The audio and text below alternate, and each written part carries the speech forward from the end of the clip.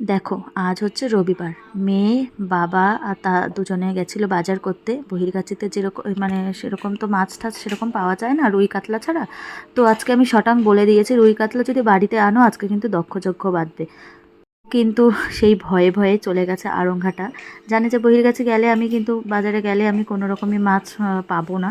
তো দেখো আড়ংঘাটায় চলে গেছে। দেখো কত রকমের মাছ নিয়ে এসছে, এই যে ভোলা মাছ নিয়ে এসছে, চিংড়ি মাছ নিয়ে এসছে, ইলিশ, তারপরে হচ্ছে পমপ্লেট, তারপরে পাবদা, তারপরে এই যে এখানে পাটনাই মুরগি আছে।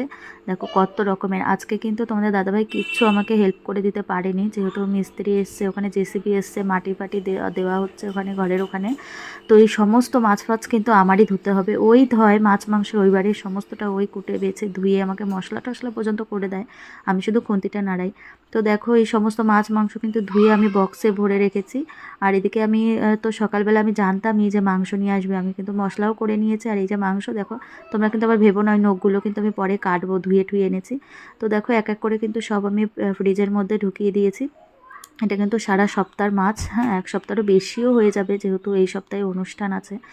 তো এই যে ঢোকানো হয়ে গেছে, এবার চলো রান্না করি।